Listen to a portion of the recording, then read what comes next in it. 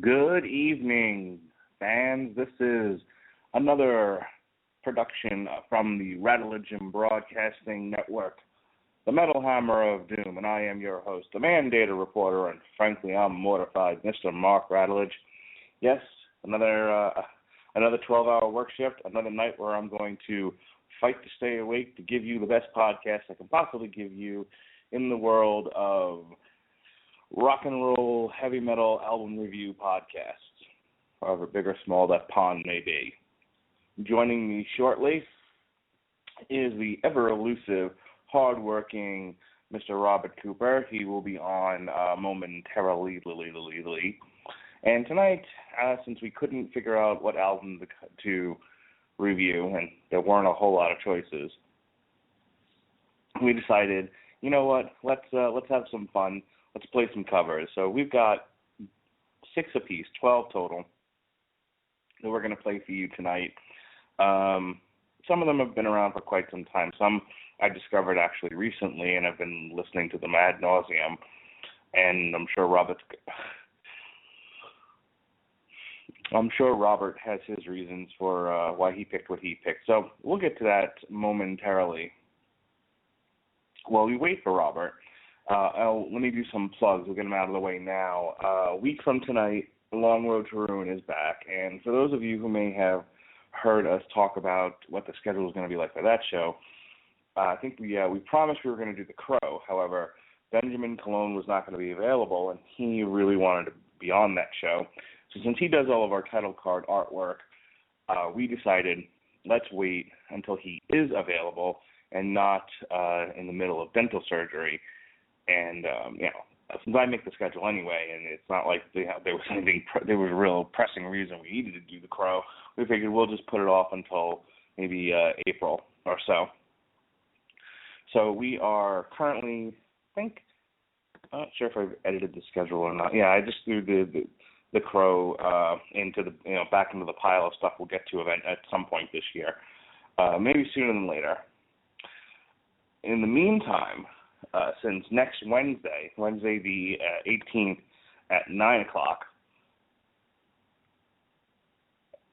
Robert Winfrey and I will be reviewing the new live-action Cinderella film. I thought, wouldn't it be a fun thing if Sean Comer and I, on The Long Road to Ruin, covered the Cinderella 1950s animated film and then the 2 direct-to-video sequels.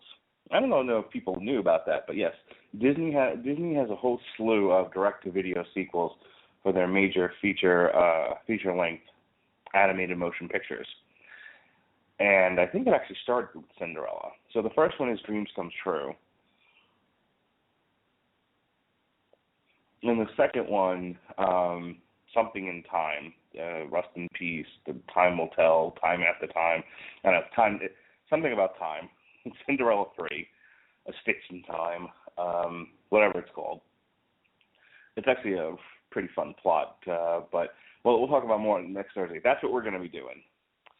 And I have been steeped in Cinderella lore tonight. I actually watched the first film right before this show in preparation for next week. I got to watch the other 2 movies. And let me give you a little preview here while we wait for Robert. I have come to the conclusion that Cinderella is not about a girl's whimsical wish to be saved from the drudgery of her slave life, working for an evil stepmom. It is, in fact, about the struggle of mice. Mice living under the tyranny of an evil cat named Lucifer. And really, if you're going to name a cat Lucifer, it can't be anything but evil, right? So, yeah, the movie is really about the mice. They're the heroes of this picture. Cinderella is merely a damsel in distress, and the villain is the cat. Sure, there's the evil stepmother and the quote-unquote awkward stepsisters. But they actually play a minor role in the movie. If you watch how you see who you're spending most of your time with, you're spending it with the mice, Gus, and the lead mouse, the skinny one who does most of the talking, whose name I cannot recall. There's a subplot in there about the king, who's a fucking nut job, by the way. The king is just crazy. He's trying to kill the duke. And both of them have a bigger role in the movie than the prince does. The prince is in like one scene, and that's at the ball, where he basically stands there, yawns a lot, sees Cinderella, they dance, and then she takes off on him because it's midnight and she's going to turn into a pumpkin. She doesn't turn into a pumpkin, but her coach will turn into a pumpkin. She will turn into a bag lady, which is how she started off with. See the movie. That'll explain it. In any case, yeah, so it's also about the king wanting to leave a legacy and get his son married and all that. So the two characters that you spend the most time with in this movie, the mice, who are in constant fear of death from the cat, and the king, who's trying to marry off his son. Everybody else is good players in this movie. So, we'll talk more about that on the long. If you're excited now by my analysis of Cinderella, and can't wait to hear more, it'll be this Thursday at 9 o'clock. While we wait for Mr. Cooper, let's go ahead and, speaking of Disney films, take a minute here and... So, hang on. Actually, before I play anything, the 18th is the live-action review between myself and Robert Winfrey of Cinderella. And then Thursday, Sean Comer and I in A Long Road to Ruin will do the Cinderella trilogy. Okay, so those are the plugs. Right now, since we're waiting for Robert, and I could talk more about Cinderella, but really, is that why you listen to this show? It's not. Let's play a different Disney song here. You may recall, Frozen had a great hit song, "Let It Go." Well, here it is, and we've played this on the Brad Legend Broadcasting Network before, but if you haven't heard it yet, it's new to you. This is from Frozen, "Let It Go" by metal band Betraying the Martyrs.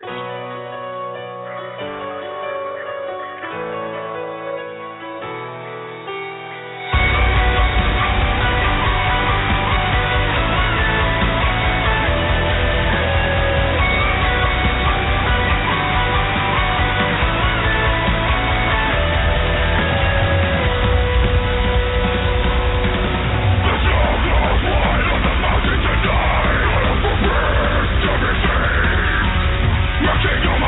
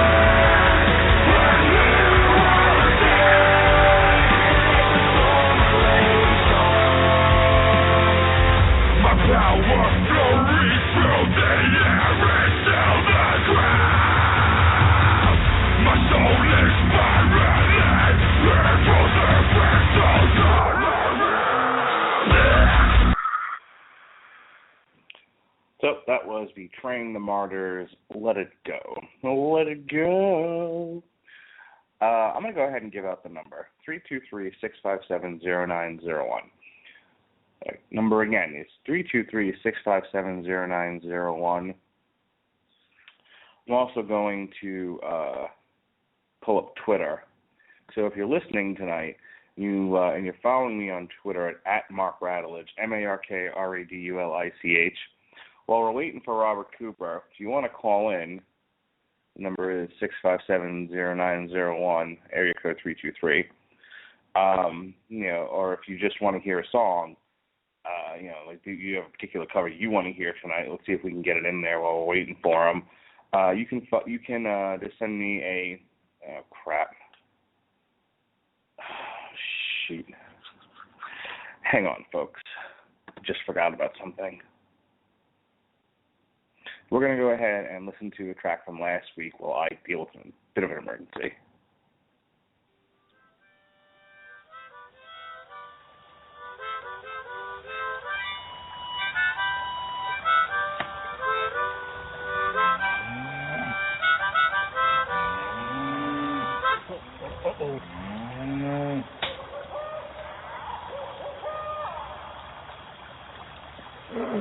I'll teach you to trespass on my land. I didn't know it was your You side-wadded rattlesnake son of a bitch.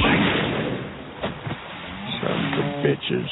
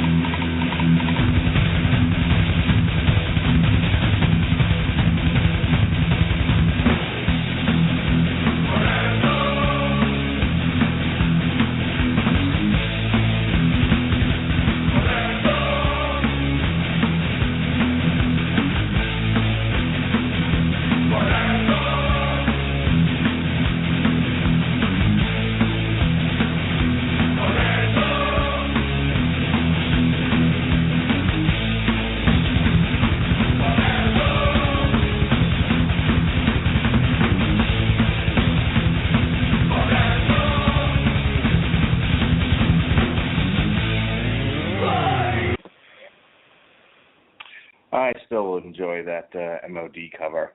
So let me quick explain what just happened. So we're still waiting for Robert Cooper. Okay, that's problem number one. Before we even get the show started, and if he doesn't call in the next few minutes, I'm just going to start playing covers, and we'll see where that takes us. Again, if you'd like to chat with me, it's 323-657-0901. Anywho, so I'm slated to be in the annual spring tournament over on 401mania.com in the MMA zone. Factor Fiction. I participated every year. I participate every couple of weeks in Factor Fiction. I'm one of the usual. It's the only thing I'm still doing for 411 these days. I have very, very limited association with anything on that website. But I enjoy Factor Fiction, and it gives me a little bit of an opportunity to write. So tomorrow, tonight I was supposed to send in my answers for tomorrow's Factor Fiction feature. And I'm usually good about getting stuff in, at least on the right day. I mean, might even come close to the deadline. But I get my stuff in. Tonight was one of those nights where, obviously I work till 7 o'clock, and I was going to come home, and I figured, well, my son should already be in bed, because here's the deal. My wife was going out, right? She told me earlier on in the week, she's like, you're watching the kids Thursday night, and I'm going out drinking with my buddies. I'm like, whatever, I don't really care. So have a ball. And it's true. I do my thing. I go out with my friend and watch MMA at his house. I go to the movies when I want to go. So when she says, I'm doing this, my answer is, yes, you are. So I came home, and as it turns out, my daughter is sick. She's got some 24-hour bug. So she's been sick all day, and when I came home, I had to deal with my son, who, even though we put him to bed early, was still up and crying and carrying on. So I kind of had to get him back down again. And then I was dealing with her. And I thought, okay, well, let me kill two birds with one stone. I'll watch Cinderella, and I'll hang out with her and get her set up for bed. And then there was a little bit of time in between Cinderella and when the show started. So I just kind of sat, and I honestly just forgot. I never forget to do my fact or fiction stuff, and I feel like such an asshole. I just wrote to Wyatt, like, hey, if I can still get stuff in, I will. I'm kind of waiting for him to call me back. Well, for those who don't know, Wyatt is the editor of Fact or Fiction over on the MMA Zone at 401mania.com. So anyway, depending on when or if Robert actually calls in tonight, we may do an aborted show, and I may try to bang out some answers so that they actually have a feature for tomorrow. I'm not quite sure what we're going to do yet. It's all very exciting here, let me tell you. In the meantime, since we don't have Robert just yet, and we've got about 20 minutes of show that we're into, I'm going to go ahead and start playing a few covers here and give Robert a few more minutes to see if he'll be joining us. Like I said, if not, we may mothball this and try it another night. All right. So this first one, now, I've been listening to the Liquid Metal station on satellite radio, and that's how I came across this one. That's why I enjoy listening to the Liquid Metal show, because it's been one of the few places where I've been able to discover some new metal and hear some interesting stuff. The other thing I like to do is do the iTunes radio. And they had a show on one of the weekends where they did like an hour of covers, and this was one of them, and it just blew me out of my seat. It's not all that different from the original, but it's really, really fun, and they sped it up just a little bit. It's kind of one of those deals where they just screamed it louder, and to me that made it sound even better. So this is a band I've never heard of until I heard this cover, and that's the best way to get into a band, through covers. This is the Cancer Bats doing the Beastie Boys' Sabotage.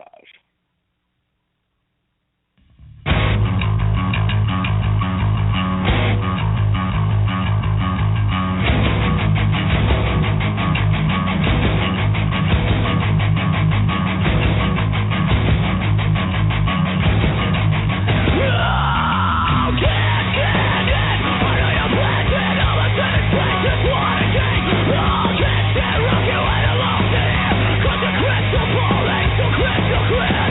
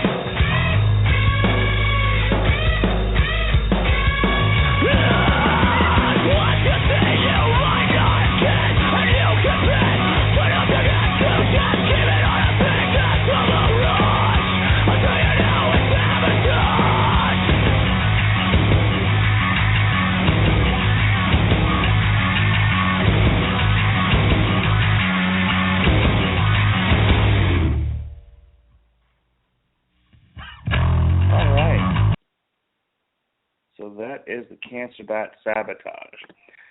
Right now, I'm going to start referring to him as the life preserver, as he always comes to rescue me when I'm drowning. This is the host of Source Material and co-host of From the Cheap Seats, Mr. Jesse Starcher. How you doing, sir? Doing good, man. I certainly didn't want to see any episodes get mothballed. So I have come to just kind of float the show along until Robert Cooper gets those illegals unloaded and then gets on here. I'm sure he's a busy man, as we all know.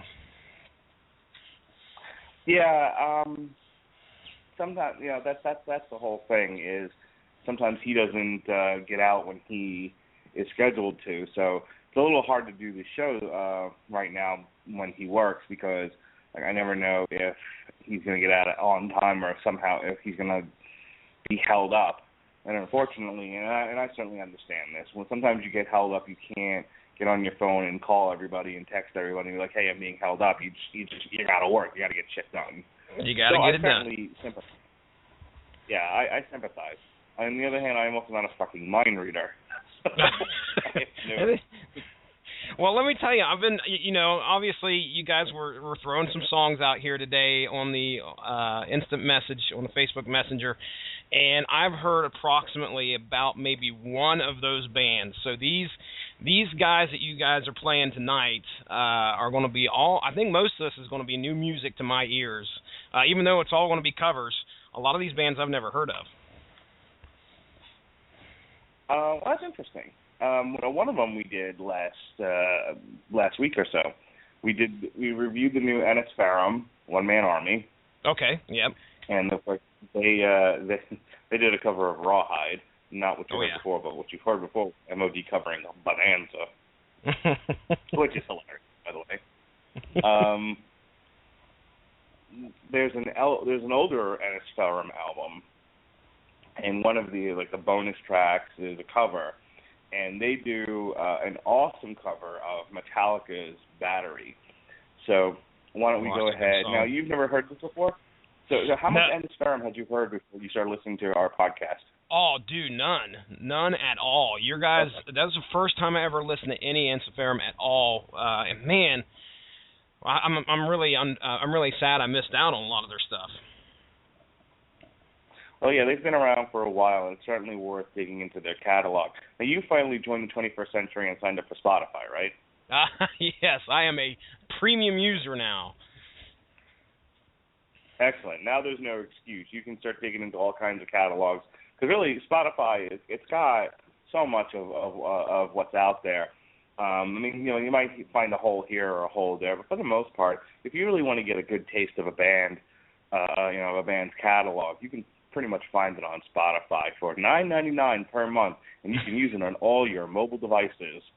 That's right. I really wish I got paid for stuff like that because I'm such a good pitch man. Hell yeah, man. In any case, I'll go ahead and play this, and I'll get your reaction to it since you've never heard it before. This is, once again, from the Master of Puppets album, Ennis Ferrum covering Battery.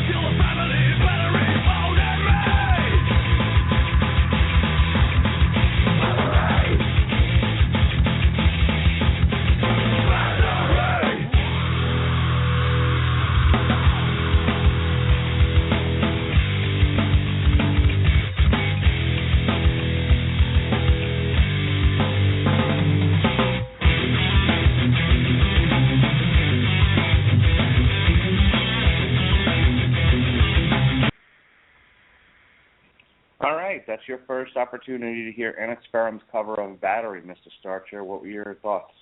That was awesome, dude. It was very. I mean, they kept it really similar music-wise, with the guitar at the beginning and everything like that. You could tell vocally that's where they made it their own.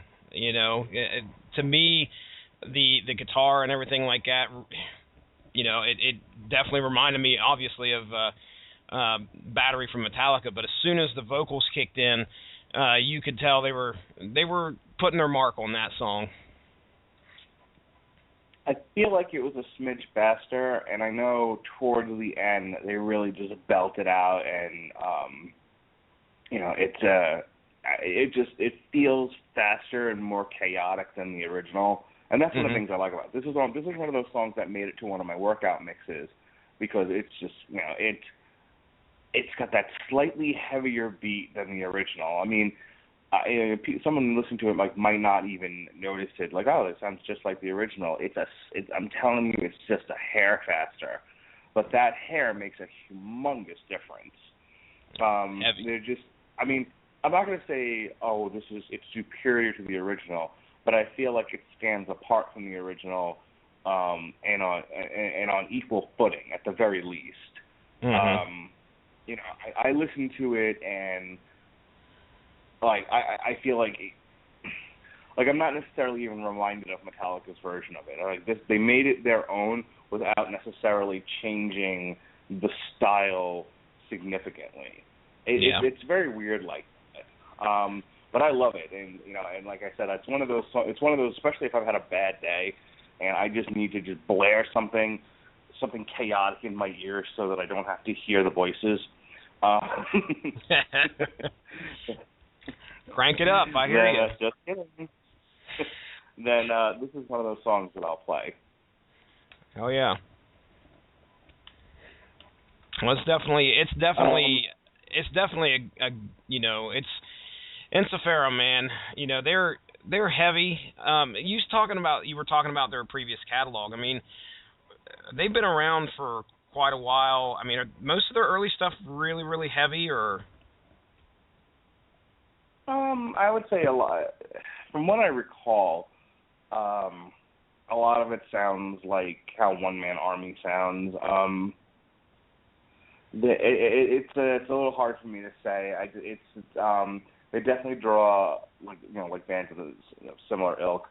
They draw from folk influences, and it has that battle metal sound to it. They try some different things here and there, but for the most part, there's a lot of similarity. Now I want to go on to my third song that I picked. Now we picked 6 apiece. So here's 3 or 6, and depending on when Robert comes in, if I run out of songs to play, I'll just start playing his. That will be a surprise for both of us. Oh yeah. But one of the ways you can get into a band, and I don't know if you've done this before, but like you pick up compilations or tribute albums, and that's a great way as a band to get yourself known. Limp Bizkit, famously, they got their whole first album, their $3 Bill, y'all.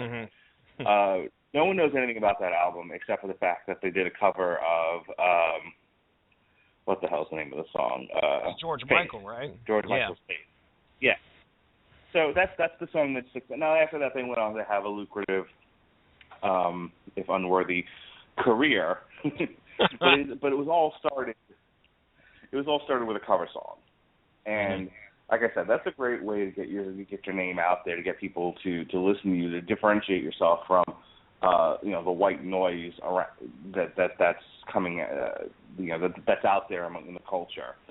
So getting on tribute albums, I had a friend of mine, Mike Curley and Gary Foster, who I went to high school with, and they had a band called Scary German Guy, and their band was signed to a record label who put out shit tons of metal tributes.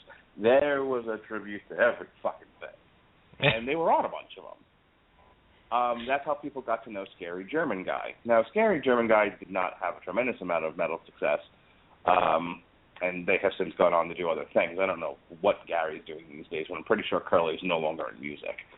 But Scary German Guy lives on to this day on at least a half a dozen different tribute albums from this one record label. And so that's nice. how I find a lot. That's how I find out about a lot of bands, and I find a lot of new music. And that is how I discovered this band, Stream of Passion. They covered probably one of the best songs I've ever heard. There's different versions of this song. A lot of people have covered it, but they brought a special quality to it. And, maybe the next time we do covers, I'll play the other version I really like of this. But this is When the Levee Breaks.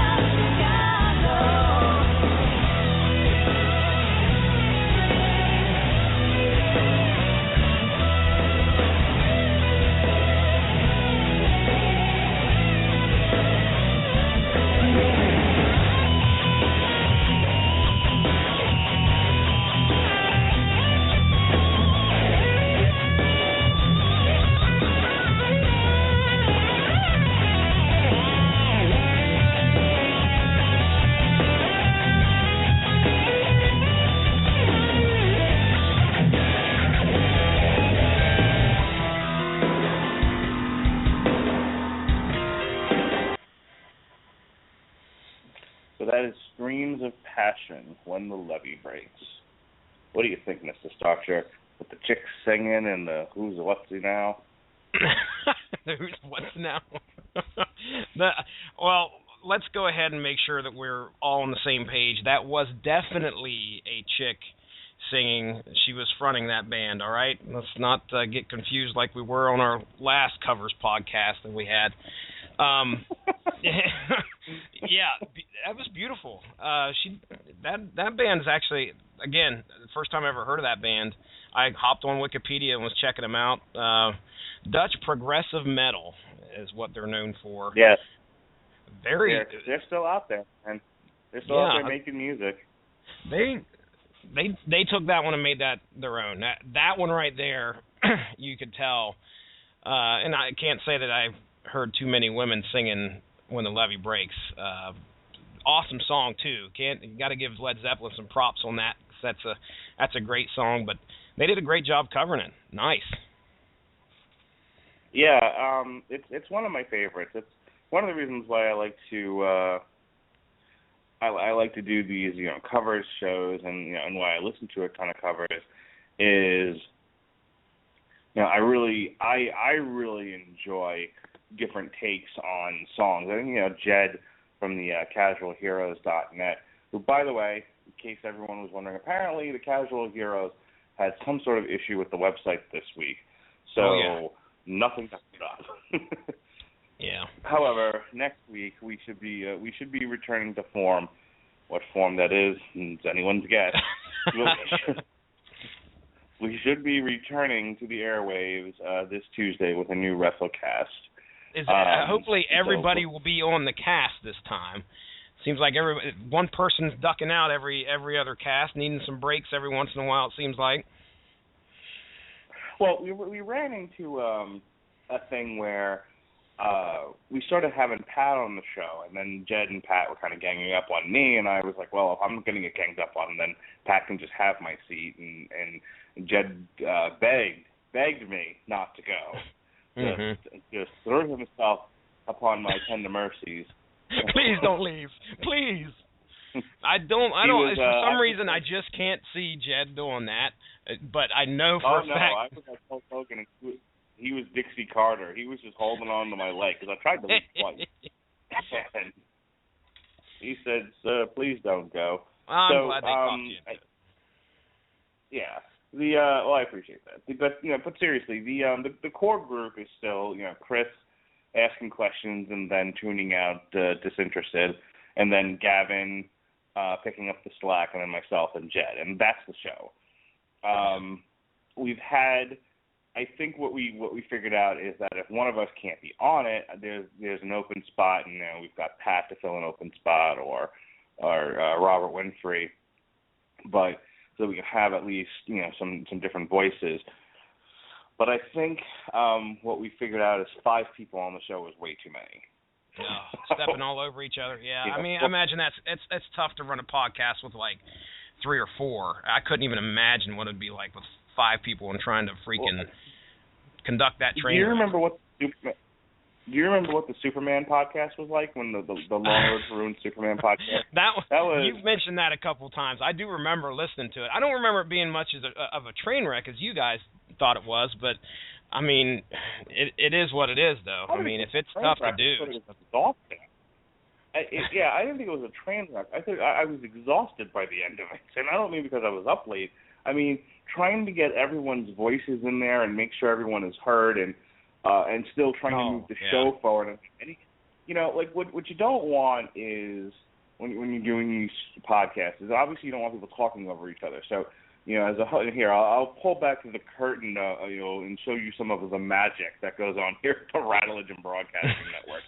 And if you don't have people in the room with you, you have to find a way to sort of signal it's okay to talk. So usually I'll ask a question. Now, when it's just one-on-one, and you're working with somebody who's good like you or Cooper or Sean, or even Robert for that matter, usually if I just stop talking, you guys are right there to sort of pick it up and keep it going, and you don't need any further signal other than my silence, and the silence doesn't last very long, and that's perfectly fine. When you got like two people plus a host, it's 2 people don't know when they're supposed to start talking, so you kind of have to signal, okay, well, Jesse, he's blah blah yakety schmackety, okay, Robert, and then you can get dialogue going back and forth and find a rhythm, but you still have to play traffic cop. When you have that fourth person, it just and you've only got 2 hours to fucking get it all done. It becomes horrendous, and it wasn't like a bad show. It was just very weighty and thick, and it took forever to get through. Well, you go through, you go with what I've learned, and granted you've got years on me in this game, but what I've learned a lot is that I'll have, we're going to focus on this topic, and here's everything I want to cover, and then I've got all this extra stuff, like, oh man, I'm going to have to fill a bunch of time, I'm sure, so I got all this extra stuff on the side. What I didn't realize is that, just 2 guys on a podcast with myself, we can talk, on that one topic enough to fill an hour and a half, and I don't need all that extra shit. So what I'm starting to learn is to start to pare down a lot of the stuff. Yeah. So yeah, I think I'm learning, man. I'm learning for sure. Yeah, Long Road to Ruin is very much ruled by the clock. You know, I come in with some key points I want to talk about with Sean, but Sean's always got his material, and you know, and it's kind of like I start to see a half an hour, 45 minutes start to tick by. That's it. We're moving on to something else. You know, this show, we've got 12 songs to get through, so I only have so much time to talk about each song. That's true. Well, finally, halfway through, he's finally done transporting illegals across the border. He's coming here to join us, Mr. Robert Cooper. Welcome to the show, sir. Oh boy, it's like late to my own birthday party. Great. This is the topic I chose too. I'm like, fuck yeah, let's do covers, and I'm like, fuck you, truck. So what kept you tonight, sir? What was the issue? It was just a fucking shitty truck. We had like fucking 4 riding mowers, which take forever to get out. Especially because they like to pile shit in there. Like, they like to put little boxes in there with the mowers that you have to dig out. You know, it's like a fucking box of Cracker Jacks. Can you not just, like, hop on the riding lawnmowers and, like, ride them on out of there? Do you have to get off there with, like, a damn pallet truck or something, or? No, it's actually, like, in a box. Like, it doesn't have any gas, or it doesn't have anything in it, which is good. Pain in the ass, though. Oh yeah, it's a fucking pain in the dick. It can definitely be, but you know, I'm finally fucking here. Yay! How many missed songs did I miss? You missed my first couple. I just heard back from Wyatt, so I'm actually gonna shift this show over to you and Jesse for a little bit. I'm still gonna be here. I'll hit the buttons and everything. Because I know you're not able to, but I'm going to need to sort of duck out and do my obligation of a fact or fiction, which is good because you will. I forgot to respond. Sorry, Wyatt. So I played Sabotage by the Cancer Bats, Battery by Anisferum. We were just talking about When the Levee Breaks by Streams of Passion, and I'm up to my what would have been the 7th song. So here's what we're going to do. You and Jesse are going to kind of take over for a little bit and catch us up here. You've got your 3 songs to do: Earthen, Austrian Death Machine, and Marduk. And I'll just, you cue me and I'll play them. Meanwhile, I'm gonna type my little brains out. All right, that sounds like a plan. I guess I should probably talk about what I thought about the 3 songs, because I listened to everything that he told me to look up. So, let's see. The Cancer Bat song, that was it was what I expected. I was like, okay, this is a song. This is like kind of like what would you call it? More of like a quarter version of, like a quarter version of a rap song. I'm like, okay, this is a thing. It wasn't offensive. I thought it was okay. What was after that? Wasn't offensive. It wasn't offensive. Sorry. Go ahead. I was trying to think. Let's see. We got that. Oh, a battery. Yeah, battery. That was a good cover. I mean, hey, it's kind of like what I always say about covers. Like, if you stay pretty close to how the cover sound or the original sounds, you'll be fine. Mm-hmm. Especially if you do play a very similar style to the the starting band. So, yeah, I like that. And When the Levee Breaks, that's actually a song, believe it or not, I've not heard the original because I'm not a big, Led Zeppelin head. I liked them, okay. I just don't listen to them that much. Wow. I mean, if you've ever, a lot of bands like Motorhead and, I think one of the only, really, foundational bands I have a whole lot of knowledge on, Metallica, Black Sabbath, Iron Maiden. That's about it. And Judas Priest. I take a lot of those bands kind of for granted. I just know kind of their bigger stuff. I'm like, okay, I'm good. Yeah. So Led Zeppelin, I like them. I just don't really seek out their music. But I really love that cover, so I'm going to have to listen to the original. Because I was like, wow, this is a fucking beautiful cover. I love it. Have you heard much of Stream of Passion prior to that? I've never heard of them. Yeah, I was telling Mark the same thing. It's the first time I'd ever heard of them. Of course, a lot of these bands we're going to talk about, it's the first time I ever heard of them. But yeah, I mean, she, by the way, we did make sure to state that was a chick lead singer, all right? So we made sure to get that out of the way. But yeah. Still, I went and listened to that old podcast. That was fun, but I love that part when you're like, no, that's a girl. I'm like, no, guys, trust me. I know what's going on here. This is a guy. No, it's not. I went and found concert footage. That can't be the same singer. Wow. But yeah, that's the first time I ever heard of Stream of Passion, and I dug it. They put a great spin on it and beautiful, beautiful lyrics.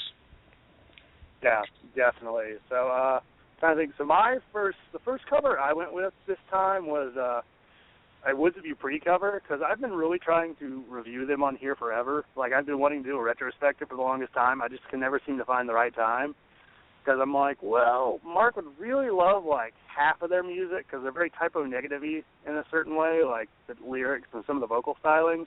But the other half is black metal. So I'm like, that's Mark's least favorite thing in metal.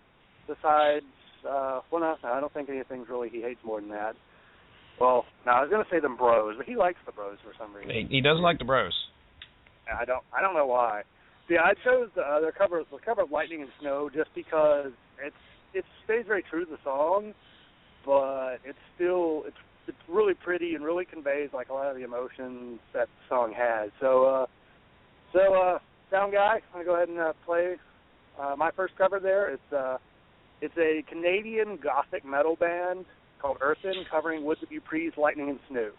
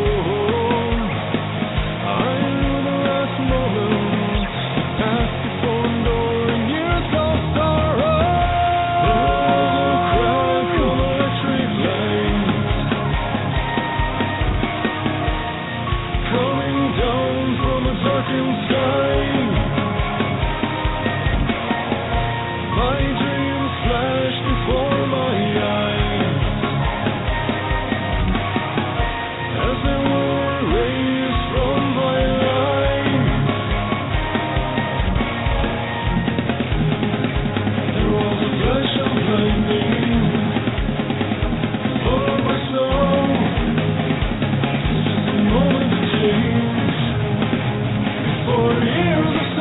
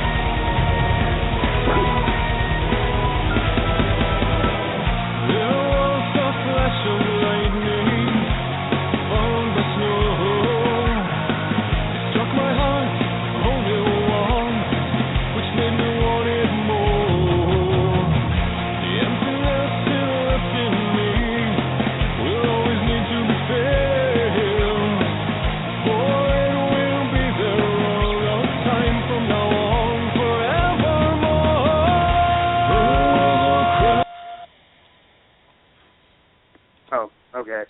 I wasn't sure if I had to yell cut or something. Yeah. So, what do you think about that, Jesse? I know you don't have any knowledge of either band, but... Yes, you are absolutely correct. As a matter of fact, this is a trifecta. I want to start counting the trifectas that happened tonight where I don't know the band that's on here, nor the song that's being covered, or the band that's being covered. So I don't know. All three of those, I have no idea. I was doing some metal archives and kind of looking it up just to see if anything rang a damn bell. Nothing, not a damn thing. Where did you first hear of Woods? Is it Woods of Ypres? It's Ypres. Apparently it's French. I didn't know how to pronounce it until a French guy was like, "It's Ypres, man." Before I started my column, like in that year, I tried to do what I did the years before and go through every album and every new release and listen to everything. And it lasted about 2 weeks. But I listened to this album that this song comes from, Woods 5, Gray Skies and Electric Light. And I was like, whoa. Like, this was the first song on the album. And to know what the original sounds like, where the verses are kind of a scream, well, they're a growl. Yeah, they're growled. So when you hit the chorus, it has more of an impact, I feel. But I was really blown away. And I love the album, and then I bought it. And the more I listened to it, like, that album's like, that's one of those albums that's like been there for me the whole time. Because there's a lot of really deep, lyrical content. Like, it's kind of sad. The singer and drummer and guitarist for that band actually died in a car wreck before it came out. Yeah, that's what I was looking at. They said it was a vehicle accident. That's some sad shit. Yeah, and but it's actually kind of ironic, because if you listen to the album, he talks a lot about, when you die. Like, there's a song called Death Is Not an Exit. It's about when you die. It's not, you don't walk through a door. It's just you flip the switch and it's gone. Like, and he's an atheist. I think maybe oh, he's not jeez. an atheist. And he's got a lot of songs about, like one song about him going through, when he was working in Kuwait, talking about how, how his beliefs were different than theirs, and did he feel that he should tell them that, he feels that he's right, but they're so happy, and they have no reason not to believe in anything, because their lives are so rich, and they have all these things given to them by the land. He's like, well, I mean, they have so much, and I don't really have much to offer, so do I impose my beliefs on them, because I feel I'm right? There's a lot of that's deep, man. Yeah. That's some deep stuff. Yeah, I think you should actually give the album a listen, because out of all their albums, there's not much screaming on it. Like this first song, Lightning and Snow, there is. I don't really know what the song's about, honestly. Most of the songs I do, because I've listened to this album like 30, 40 times at this point. But, yeah, you should give it a listen. It's a really good, way to spend 45 minutes. I'll check them out. Yeah. Like, all their stuff, all their albums cover really good stuff. There's songs about, how he feels about people who stayed in their small town instead of trying to go out and live their dreams. Yeah. It's really beautiful stuff. I could go on for that band for a long time. Maybe sometime we'll do a retrospective. I don't know. But Earthen, I'd not heard of them at all. The way I discovered this was there was a tribute album to David Gold, who was the guy from Wood Dupree. There was like a 22-track tribute album released, and I'd not heard most of the bands, but everybody does a really good job. There's a lot of bands I'm like, I've never heard of them, but there's some bands like November's Doom who I've heard of, and I'm like, they did a good job. So really, it was a really good listen. I feel like they really captured the spirit of the original. It's a really kind of a melodic and slightly moody song, but I think it's really well done. So I agree. Any final thoughts? No, I enjoyed it. I mean, it definitely sounded really good. I wish I could give you an idea as to who it put me in the mind of. I mean, it was melodic. That's probably the best word that I could use to describe it for me. But yeah, it sounded decent. So I'll definitely give both. I'll probably give Woods of Dupree a definite listen for sure at some point. Yeah, I can send you into the album sometime. It's like I said, it's I love it. I love all their albums, even though I've not listened to the first two as much. But as they go on, they get more doomy, so it's a lot more, a lot more singing. And David Gold's voice is actually really, like, it really reminds me of Peter Steele from Typo Negative in some points, because he has a very deep singing voice a lot of times. And like I had one friend of mine, like his girlfriend wanted to get into metal, so I was like, yeah, I'll send you some stuff, and I sent her this, and she just absolutely fell in love with him. She was like, oh, there's so many deep themes, I love his voice, and yeah, that's awesome. I'll like send you the album or something, on like YouTube or Spotify or something. But all right. See, all right, what was my next one? Ooh, well, this one will be fun. So this next track, I had to throw it in there because it's kind of revisiting an old favorite of the Metal Hammer of Doom. I know, let's see, last year, we did this podcast as like a way to kind of send off the Metal Hammer of Doom for the Jonas Exodus. But then we were like, hey, let's do Austrian Death Machine right before we leave. So this next cover is an Austrian Death Machine song covering Killing Is My Business by Megadeth. Oh, shit. This is going to be awesome. I haven't heard this. I'm already excited. All right, let me jump in here and say this is one of my favorite Austrian Death Machine covers. Not just because like how good of a job they did with it, but because of the fooling around at the end of the song. I think it's hilarious. When I was listening to it, I'm like, oh sweet, Austrian Death Machine, and then I listened to it, I'm like, oh god, Arnie showed up. Yeah. I'm gonna risk legal matters and attempt to like fantastic here, and see if I get myself a cease and desist order. But we're gonna actually play all 3 minutes and 4 seconds just because I love the ending. Hell yes. So this is it. So now Robert, two bands are gonna sue us. Killing Is My Business by Austrian Death Machine.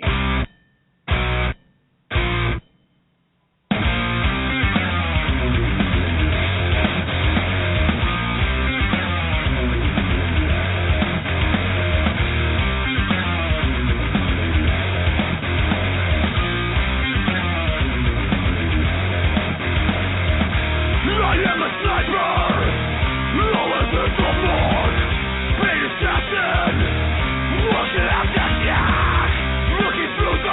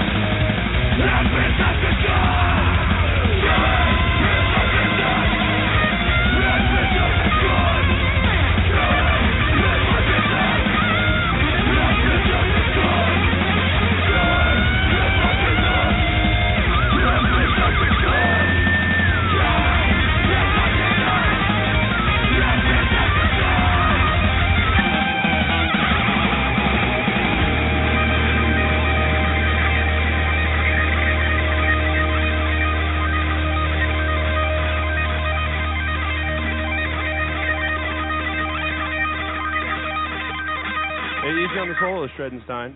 The song's over already.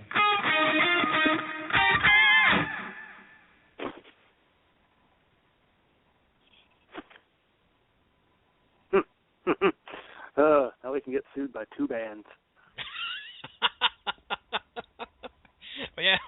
Yeah, we just say fuck it right here on the Metal Hammer of Doom. It's like, we don't give a shit. That's what I was yelling. He's like, all right, here it is. I'm like, we're going to get sued by 2 bands. That's the next t-shirt that's coming out that you can buy from the Radulich Broadcasting Network. Just says rib on the front and fuck it on the back. Hell yeah. Play the whole song. Fuck the FCC. Yeah, that's always that cover's fun.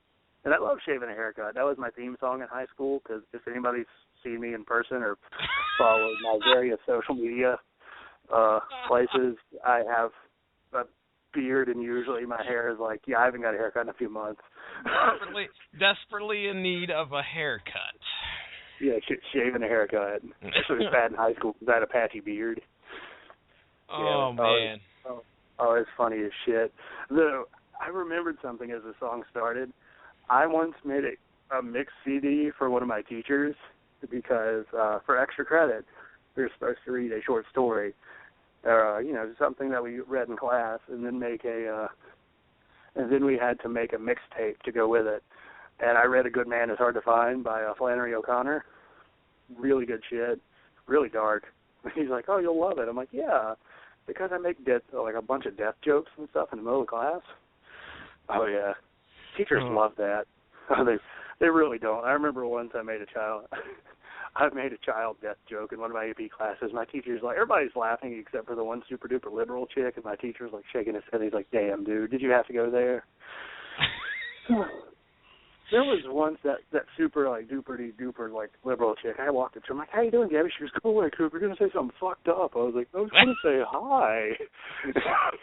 They know, yeah. Now they're starting to know you, and they're scared of you. Way to go, Coop. Oh, yeah. I'm like, I'm usually really nice to people until you get to know me, where I'm still nice to you, but I kind of rag on you a bunch because it's really fun. But yeah. Yeah, I had to put Killing Is My Business and Business Is Good on that mixtape, and my teacher's like, that's pretty cool. And I think I put a death song on there, too. And he's like, oh, I used to listen to them back in, college. I'm like, sweet, I'll burn you a CD. He's like, yeah. And he was like, Mr. PK was like the coolest teacher ever. And there was actually once I was staying after school in his class, and the theater arts teacher walked by, and he saw my Anthrax shirt. He goes, how do you know who Anthrax are? I'm like, dude, internet. Dude. Yeah, damn it. Yeah. I mean, hey, everybody needs to know who Anthrax are. That's right. The Anthrax are awesome. So what did you think of that cover, Jesse?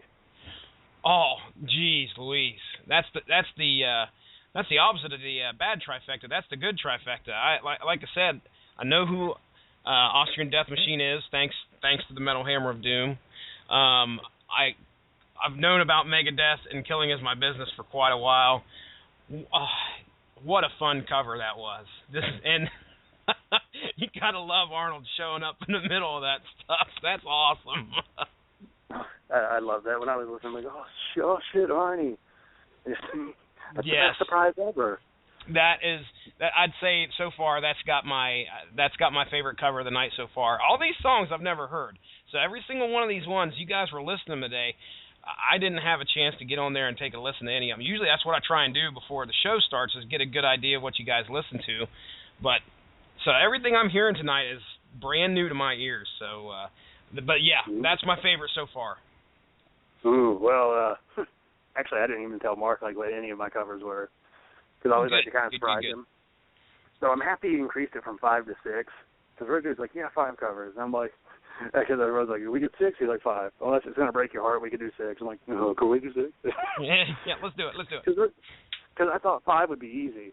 And then I started looking at my list. I'm like, oh, my heart, my ailing heart. So my next cover, this is fun.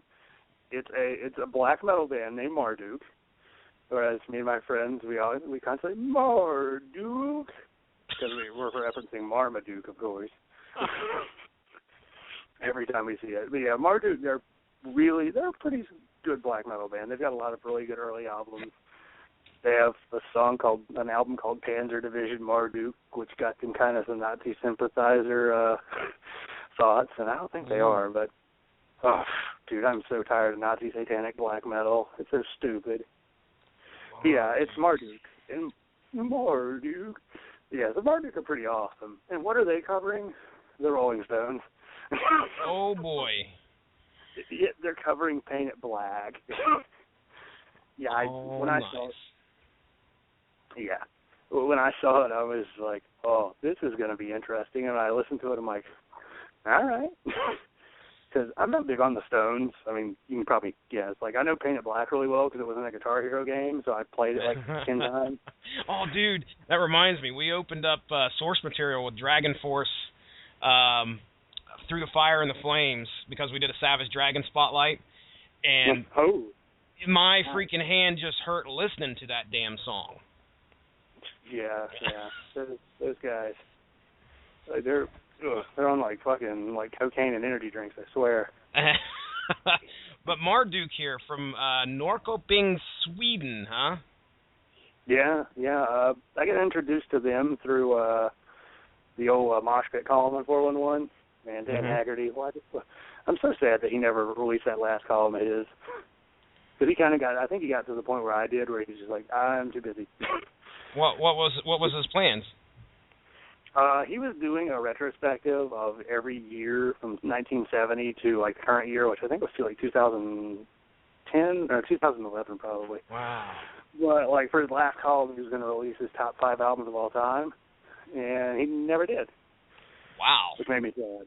Yeah. I mean, the guy, I'm sure he had a wife and kids and a job, so. You can't leave people hanging like that, though. Yeah. For shit's sake, man. Well, I've done everything else up to the last 5, and fuck it, I'm done.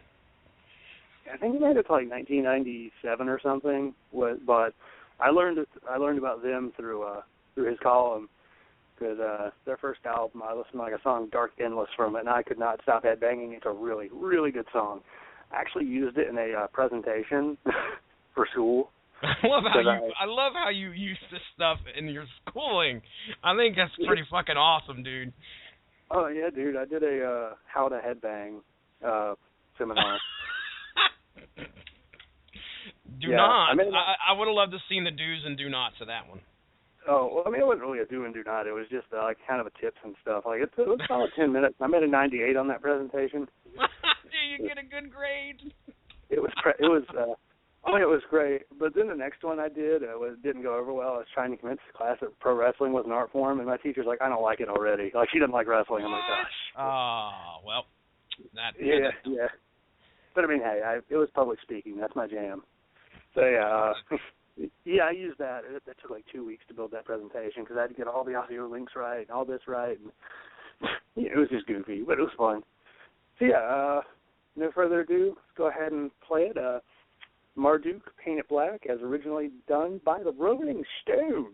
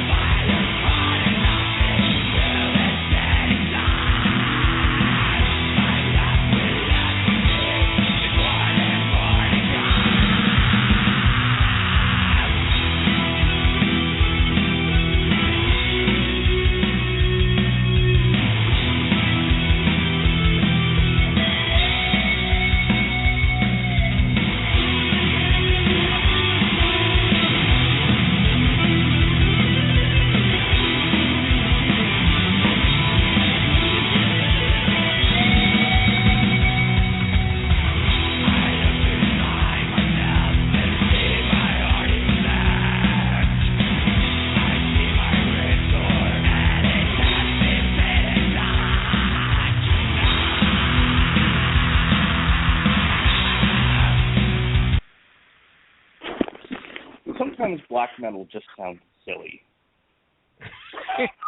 Can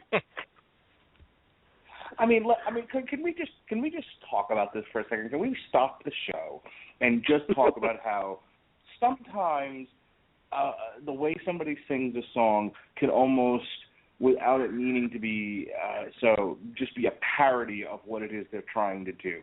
And when sometimes I hear these black metal singers sing and they go, blah, I'm Satan, blah, and then they do a song like that, they just sound like idiots. Look, I'm no disrespect to Marduk or Marmaduke, as the case may be, but for God's sakes, it sounds like someone making fun of heavy metal the way that he's singing. And I know that's the voice, but it sounds like a parody of metal. I can see what you're saying. I like the cover just fine, and I like the Marmaduke just fine. Actually, it became between this and another cover, and I really wanted that other cover, but I'm like, I want to shock everybody with black metal Rolling Stones.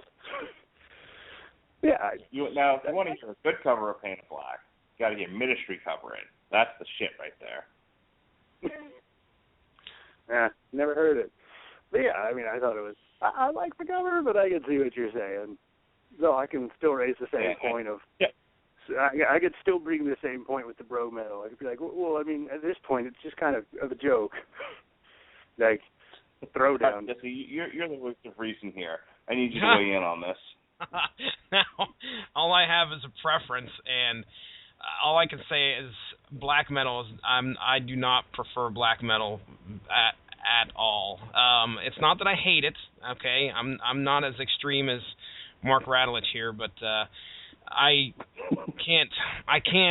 I'm not listening to black metal like I usually. Compared to the other stuff I do, there's probably no black metal on any of my playlists. I can't take the screaming. Cradle of Filth. I like Cradle of Filth. I like what mayhem I've heard. I just that combination of his vocals and that song made it sound like, made it sound like some kid with a deep, like a 12-year-old throwing a tantrum. Only he has kind of a deep voice. Let me ask a real quick question. Now a lot of times when these guys do covers, or when a band does a cover, sometimes they obviously change that style up a little bit to obviously go along with the song. Did Marduk do that at all in this, or did they clearly make this their own? I think it's different. I think it sounds a lot different from what they usually do. Oh no, I was talking about from the original. Oh no, I'm talking about from Marduk. Do they sound like Marduk in this cover? They're usually a lot faster. Okay, all right. The vocals are similar. I don't think there's a huge change in the vocal stylings. No, there's not. Okay. Let's before Robert Cooper hangs up on me and swears never to speak to me again because I disparaged the name Marduk and Marmaduke, as it were. Let's talk that Mark Radulich guy. Let's talk about the women for a moment. And now this track, it's hard to find. It was internet only, I think, for the longest time, and I've looked for it on various singles and albums. I have not been able to find it. When I saw them live, I heard them play this, and the joint was rocking. The pit was moving. The boot was shaking. What? Oh, nothing. What did you say? I said, this song. Oh, you stop it, sir. This is Pantera classic, I'm Broken, as covered by In This Moment.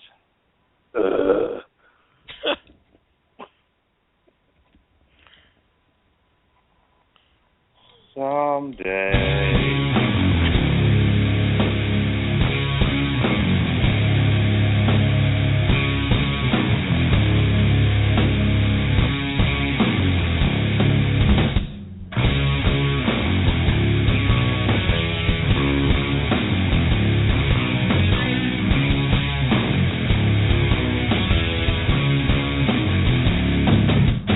I wonder,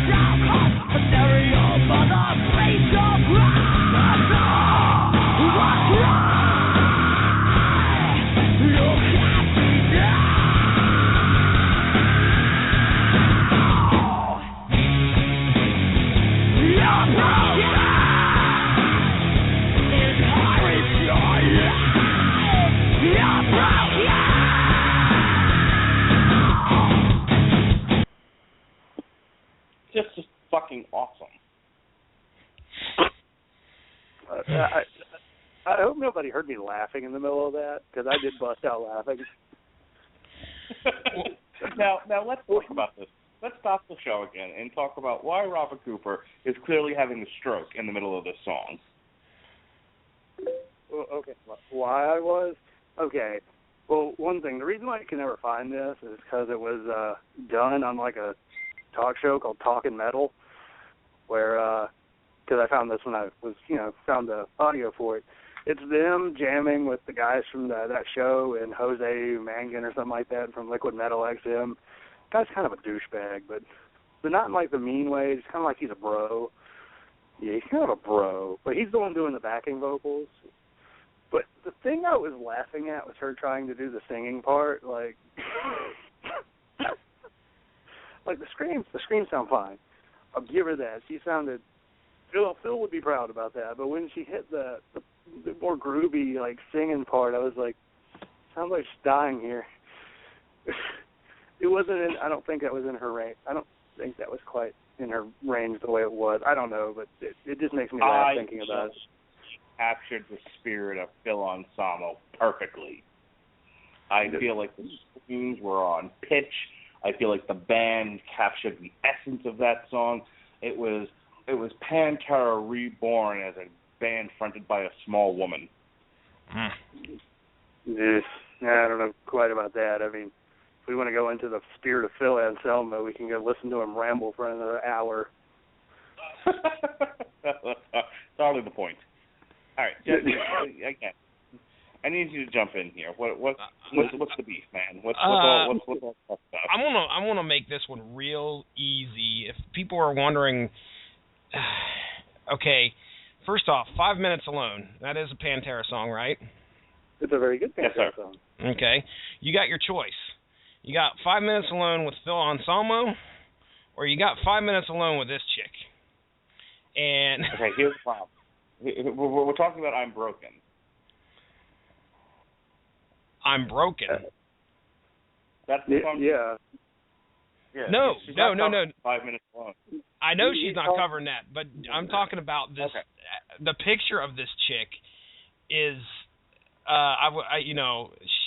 unbelievable. I can't believe she's number one singing the way she is. I'm just looking at some pictures here. It's in this moment, right? Yeah, in this moment. What's that, Coop? She used to be a topless DJ. Oh, no topless DJ? And she is a dainty little girl. When my wife and I saw her at Rockstar Mayhem, my wife and my wife and I, or my friend Paul and I don't remember which year this was, but she just came into the crowd, and she had to make a point of saying, "Boys don't rough me up, I break easy," and I thought that was adorable.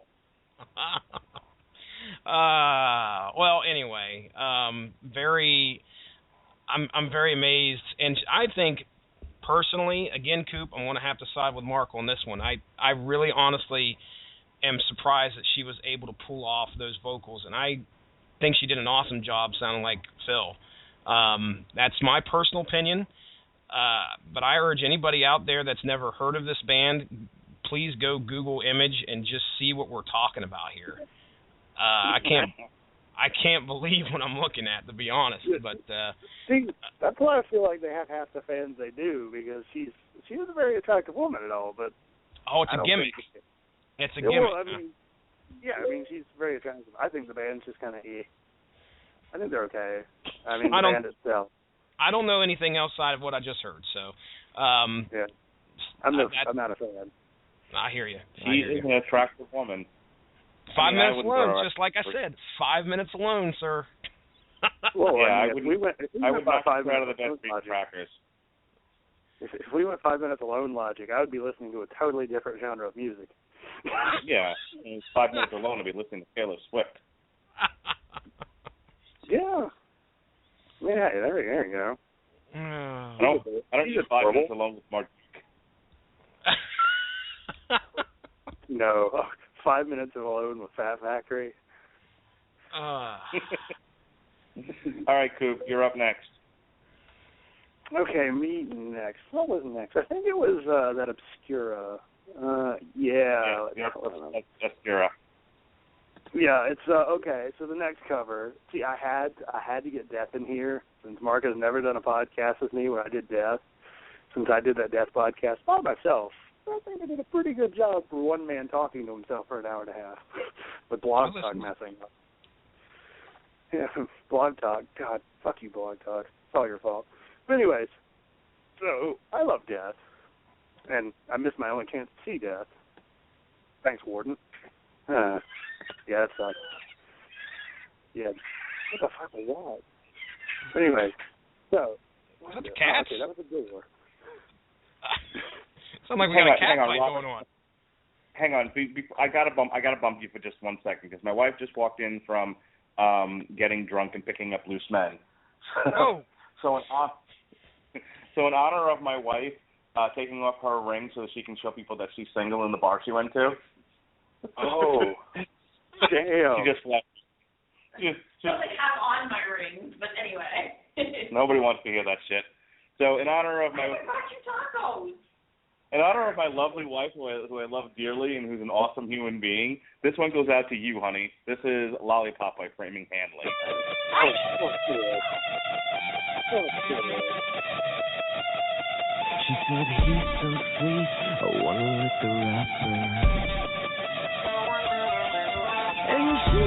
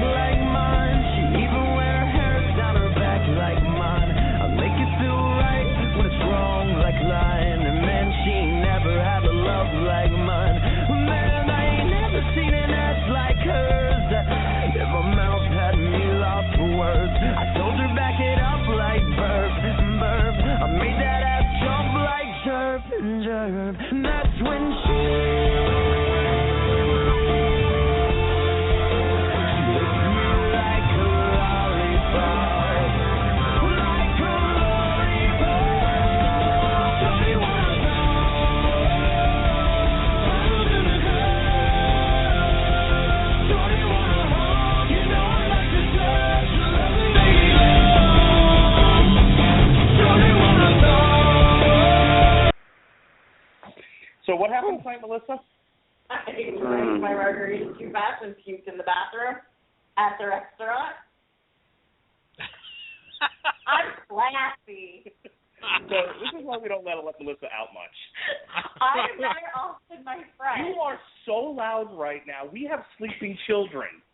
For God's sakes, first of all, pull your panties up. They're around your ankle. Really, you're a mother of backing it up like Murph. You're backing it up like Dirk Burke is what it's doing. Oh, God damn. Jesse, you see what I'm dealing with here? She got a ring on. Does she have a ring on? Oh, yeah, come on. All right. Go home, all right. Melissa. You are drunk. Well, now, what happened to your other friend? What happened now? Julia was too drunk. She was so afraid to drive home because she drank too much. She made us walk around the closed outdoor mall. Nice. Just trying to sober up. And who was the third person you were with? Kelly Gordon. Oh, okay. Yeah, because the people listening to this podcast know who she is. It was 3 teachers drinking heavily in a restaurant. Now, this is important for you, Robert Cooper, because this might be on your final exam, see? Don't let parents see you drink. That's actually an ethics violation. Oh, that's great. I don't drink. Well, I do. I know. You're about. I'm assuming you're about to say, yeah, you ain't teaching yet either. No, well, yeah. Teaching does make you kind of want to drink. Yeah. All right. But, I'm not okay. As much as I enjoy fun time with Melissa on any one of my podcasts that you refuse to be on, you need to go park it in bed. Melissa's going to bed. Yeah, and stop shouting. You have sleeping children, for fuck's sake. Yeah. Don't wake them up. With your loud, drunken behavior. I'm fun time. We I love you. I love you. Thanks for the tacos. You're welcome. I just said I love thanks for the tacos, by the way. Tells you where my head's at.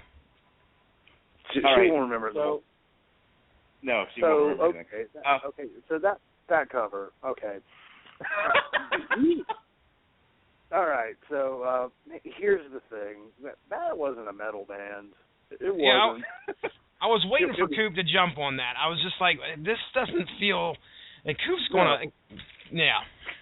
Okay. Let's first start with the original. Lollipop by Lil Wayne. Oh, shit. Like, do you remember the performance that old Wiz Khalifa gave on Raw this week? Was the worst. Yeah. Oh, my God. What was the refrain in that song? It was just something about me and Adam started at the top, now we're here. What was he saying? I don't know. Like, I actually went to the store halfway through it. It was like me and the boys. I was like, guys. Me and the boys. Oh, we them boys. Yeah, I was like, guys, I'm going to go to the store after this commercial. When we hit the commercial, they're like, what the fuck you waiting on? He's going to keep going. I'm like, you're right. So I just went 2 minutes down the road to the Walmart. God, that was... So... Okay, Lil Wayne is about on his level, and he kind of looks like him, too. You know, he's got, like, lots of tattoos that you can barely see, and he's very repetitive. He's not all that talented, and really, I find him kind of reprehensible in terms of musical ability, because Lil Wayne made a rock album. True story, a friend of mine once, I was like, yeah, man, you know, I really like me some metal. He's like, oh, dude, I like guitars. I'm like, who's your favorite guitarist? He's like, Lil Wayne. What? I about jumped over that table and throttled him. I was like, what? I'm like, maybe you just haven't heard something. So I played him a song by Firewinds. You know, Gusty just shredding everywhere. He's like, it's not really my thing. And I'm just like, fuck this. So hopeless. Lil Wayne. You're not winning that. You're not winning that argument. No, I was like, I'm done here. So Lil Wayne's not good. As you can hear from this song, it's pretty fucking stupid. I mean, I've been listening to some really dumb songs. You're not backing it up like you're like chirp. That fucking sounds like somebody. That sounds like the sounds of somebody who's sticking a fucking sandpaper dildo up their ass. Okay, let me explain it to you this way. The song is about getting a blowjob. All right, let's not beat around the bush here. It's about like a lollipop. It's a euphemism for a blowjob. Oh, I'm well aware of that. I mean, I'm pretty sure, like, this is the equivalent of a Hulk Hogan blowjob. This was the equivalent of a Hulk Hogan blowjob, brother. What's up, dude? Let me tell you something, brother. When the Hulk Hogan goes down on your stiff shaft, you're gonna be screaming, "No, Hulkster, no, not again!" And then the Hogan's gonna punch you in the face and drop the leg, and he's gonna finish. Oh, he's gonna finish on your face, brother. I mean, that's what this fucking song is equivalent of. All right, I feel like I need another perspective on this. I feel like, and not Jesse. I don't, because I think I want to save. You can call your poor wife in there. No. We've had enough of Drunky McGee tonight. What I want to know what Bane thinks. Oh, yes. Okay. It's been a while. We need to know what Bane thinks of Framing Hanley's version of Lollipop by Lil Wayne. Well, you see, I was stuck in a hole for many, many years, so I missed out on the whole hip-hop thing. And I heard the Little Wayne, and I was like, please, Batman, put me back in jail. And then I heard the Framing Hanley. What the fuck was that? Framing Hanley, they're not a metal band. They're more like a scene band. Like, that bullshit. I'm done.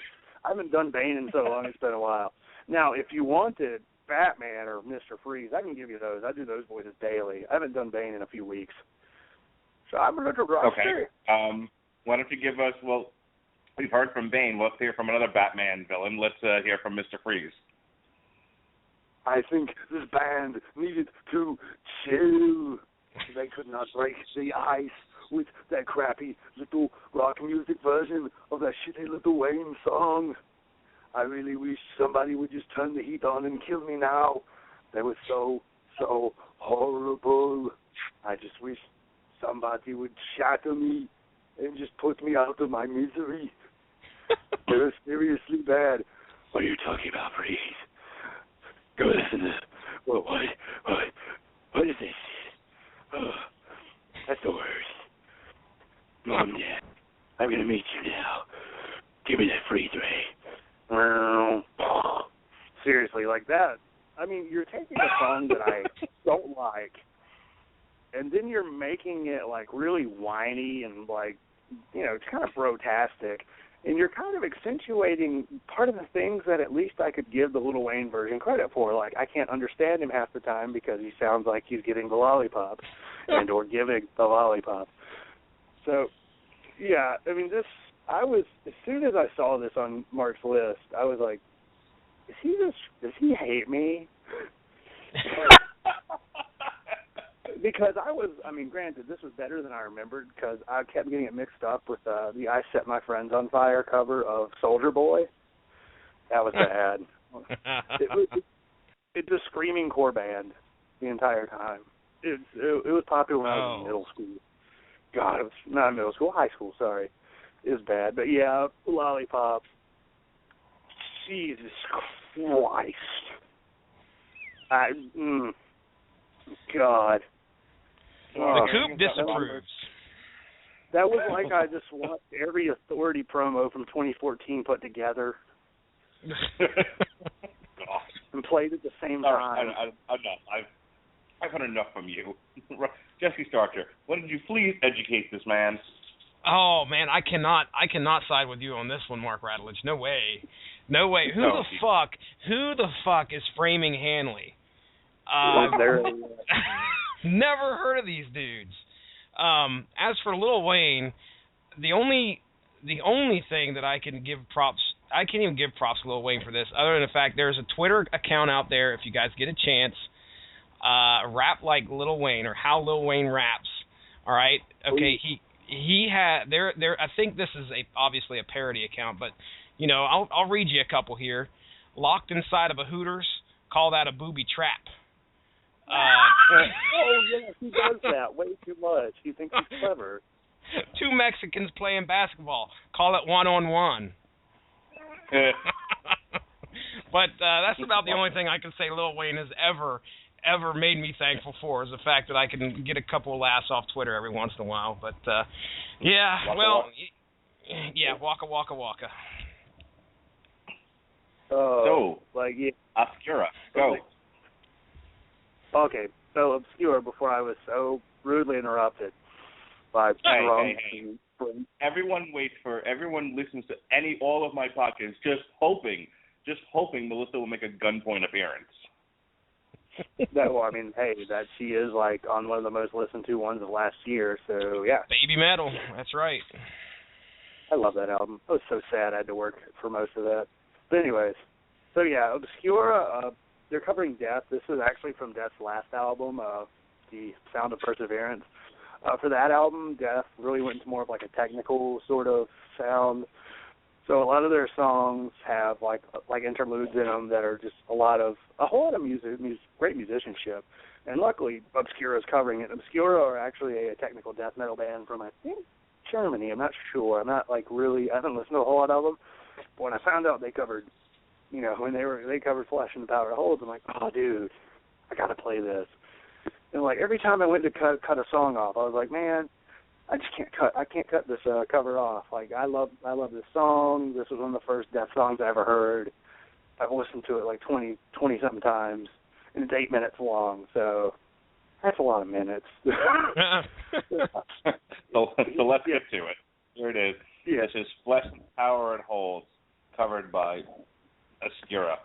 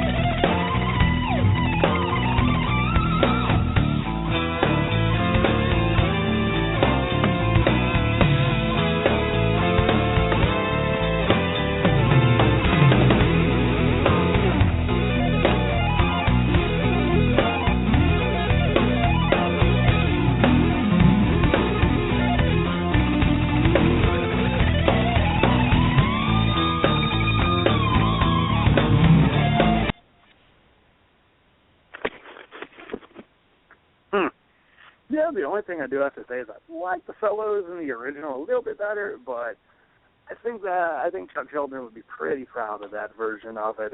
It holds very well to the to the feel of the original. Even though I will say also that the breaks and sections, they have like maybe 1 second a little longer, so it's a little more noticeable. But yeah, I really like it. What do you guys think? I personally, I'd like to hear the original for sure. This is, again, one of those bands that I'd never heard of, and I don't think I've ever heard that song before in my entire life. But it's heavy. It's definitely heavy as, heavy as shit. What do you said the only differences really are just some of the solos? Yeah, and the vocals on the original they're a little like shriller. They are more black metal influenced. So they don't sound like a comedy black metal. They're just like they're higher. Like that was more raspy. His was kind of raspier, more of a death metal sort of thing. By the last album, Chuck Schuldiner's vocals had gotten to where they're very like kind of like a knife point. They're very sharp, and I think it kind of fit like a nice juxtaposition to the sound of the album, because the album itself is very, as you can tell, like really kind of technical, and it just fit because the vocals are sharp and the production was really very nice and clean, and the musicianship itself is also very sharp. So yeah, the vocals and the solos were different, but okay. I think it's nice to see a band try and do something a little different. You mean like Framing Hanley covering Lollipop? That doesn't count. That's not a band doing something different. That is somebody looking for attention by intentionally covering something that will get them fans, because obviously the people who like the original don't have the brain power to not like this version. Brain power. Very nice. One of my middle school gym teachers, he once told me if brain power were gasoline, you wouldn't have enough gasoline to ride a moped around a Cheerio. Oh, that's an old Michael. That's a Michael J. Fox bit from Family Ties. He's talking about Nick. Says if you could harness brain power into energy, you'd have enough to lightly toast bread. Yeah, I mean, I hated that guy. That guy's an asshole. But not just Michael J. Fox, that teacher. Teacher's such a dick. Let's move on. Anyway, let's move on to your next one. What do you think, Mark? I think we should move on to your next one. Oh, okay. Okay, I guess that was a comment. No, I mean, I don't have any constructive feedback to give. I don't know. Kind of like Jesse, I don't know the band. I don't know the song. Okay. And it was just kind of like it was there. It was there, yeah. There wasn't anything. That's not going to make the workout mix. It was just kind of, there are sometimes with death metal covering death metal or black metal covering death metal, it's like I don't hear enough of a variation for me to get particularly excited. So with that said, this is a song called, well, why don't you talk about this, Robert? This is a Sabotage doing this cover. What do we got here? This is actually, I had never heard this before. There were a few songs like that. Actually, thought about throwing Cradle of Filth covering Sabotage, which are a Japanese thrash band. That was really cool. But I ended up, just because I didn't know Sabotage well enough, and I don't like Cradle of Filth as much as Sabotage. The song they're covering here, Out of Control, is from a album by a band called Battle Beast. I have never listened to Battle Beast. At least don't think I have. They're one of those female-fronted power metal bands. There's a lot of those. There really are. I think it's a bad thing. It's just I've never seen it. But yeah, Sabotage. I had to throw another Sabotage cover, though. I really wish I would have thrown in the Army now, because listening to the first podcast, we said next time we do one of these podcasts, we're putting in the Army now, less Sabotage. Yeah. And then you said we're going to do in the Navy to go with it. I'd forgotten about that until now. Oh, well. Well, this is what happens when I send you a list the day of the podcast at 5 o'clock in the morning. Well, hey, that's fine. I got all night. I mean, granted, some people here have to work, but I don't Friday off. Oh, okay. My wife's there we on go. vacation, and I'm done working until Monday. Sweet. Nice. Right, there we go. Yeah. Yeah, this is the Sabotage covering Battle Beast. It's pretty good. I don't really have a whole ton more to add. I love Sabotage. You love Sabotage. We all love Sabotage. Yes. All right, so Jesse Starcher, I'm giving you a job. It's a very simple job. Sure. Okay? Your job is to remind me and Cooper the next time we're doing a covers show that it's going to be called Metal Hammer of Doom Covers 3 Army versus Navy. And remind us to put on there in the Army now versus in the Navy. It'll be next March.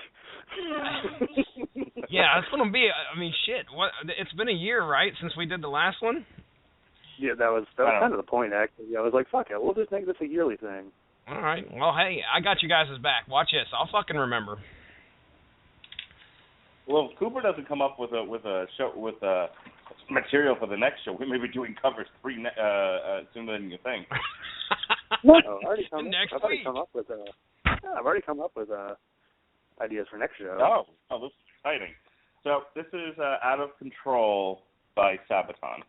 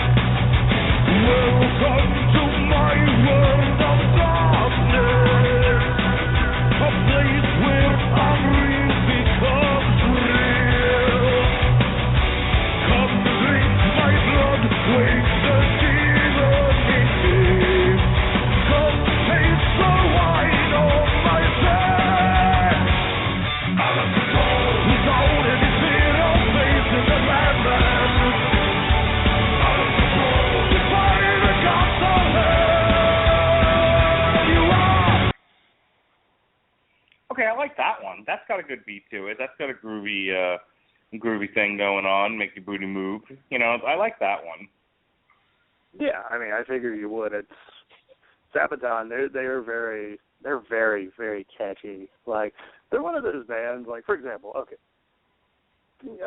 talking to a cute girl on the internet, of course, and I'm like, I do podcasts. She's like, holy shit, you're a podcaster? That's awesome. See, that's the first time I've heard that in my life. And I was like, yeah, check out this Covers podcast. Because, honestly, I think the Covers podcast is my favorite one we've ever done. Because it really is just us kicking back and shooting the shit for 3 hours. It was just, it's just so much fun.